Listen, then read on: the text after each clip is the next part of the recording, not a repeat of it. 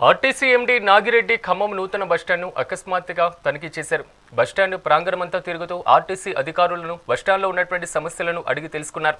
ఇక రాష్ట్ర వ్యాప్తంగా 60 లక్షల మంది ప్రజలు ఆర్టీసీలో ప్రయాణం చేస్తున్నారని, 70% మంది మహాలక్ష్మి పథకం కింద మహిళలు ప్రయాణం చేస్తున్నారని తెలిపారు. హైదరాబాద్ సిటీలో ఎలక్ట్రికల్ బస్సులు నడుపుతున్నామని, ఇప్పటివరకు 250 కోట్ల ప్రయాణాలు మహాలక్ష్మి పథకం కింద ప్రయాణించారని కూడా ఆయన పేర్కొన్నారు. అయితే రానున్నటువంటి రోజుల్లో హైదరాబాద్ మొత్తం ఎలక్ట్రికల్ బస్సులు నడుపుతామని, ఖమ్మం డివిజన్ పరిధిలో బస్సులను పెంచుతామని పేర్కొన్నారు.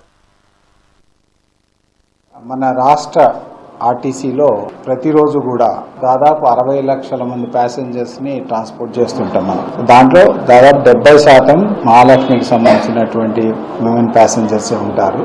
ఈ యొక్క 60 లక్షల్లో మందిని ట్రాన్స్పోర్ట్ చేయడానికి దాదాపు 10,000 బస్సెస్ని మనం వాడుతున్నాం. సో దాంట్లో హైదరాబాద్ ప్రధానంగా హైదరాబాద్ సిటీలోనేమో ఎలక్ట్రిక్ బస్సెస్ని తెస్తున్నాము. అదేవిధంగా వరంగల్, కరీంనగర్, నిజామాబాద్, సూర్యాపేట, నల్గొండ ఇక్కడి నుంచి ఎలక్ట్రిక్ బస్సెస్ని కూడా నడిపిస్తున్నాం.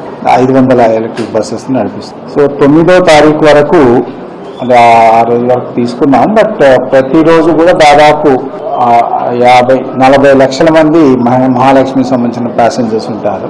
ఇప్పటి వరకు 250 కోట్ల లాస్ట్ 2 yearsలో 250 కోట్ల ప్రయాణాలని ఈ మహాలక్ష్మి ద్వారా ఇవ్వడం జరిగింది.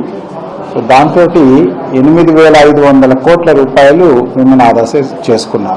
సో ఇది దాదాపుగా మీరు డాలర్స్ లెక్కలోకి వస్తే $1 బిలియన్ మన ప్రభుత్వం ద్వారా ఈ యొక్క ప్రజలు మహాలక్ష్మికి సంబంధించినటువంటి స్కీమ్లు ఎవరైతే లబ్ధి పొందుతున్నారో వాళ్ళు ఆదా చేసుకోవడం జరిగింది. ఇది కాకుండా సెర్ప్ అంటే ఈ విమెన్ సహకార సంఘాలకు సంబంధించినటువంటి వాళ్ళు మాకు 600 బస్సులు ఇచ్చేదానికి సంసిద్ధం వ్యక్తం చేసినారు. ఆల్రెడీ 152 తీసుకోవటం జరిగింది. సో ఇది జనరల్గా మనకి ఆర్టీసీకి సంబంధించినటువంటిది.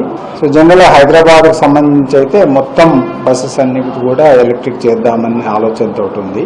ముందు అంటే మనకి ఎలక్ట్రిక్ బస్సెస్ రేట్లు తగ్గే కొద్దీ డీజిల్ బస్సెస్ తీసేసి ఎలక్ట్రిక్ బస్సులు తెచ్చుకోవడం జరుగుతుంది.